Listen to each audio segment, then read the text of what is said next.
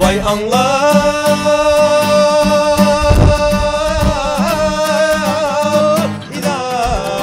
ilahime bilinmez ailede vay baba bilinmez ailede vay baba seni kelmeydi de anlat yine anlat da dey bayavan çölde vay yığlar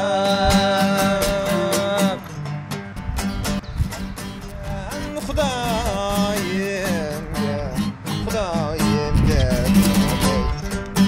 yetkizgin muradim gel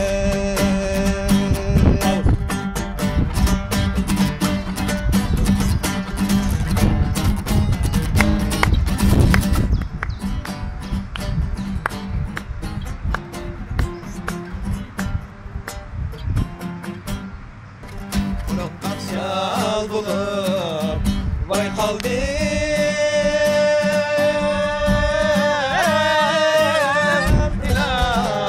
ilahime Utançı abirip vay sasın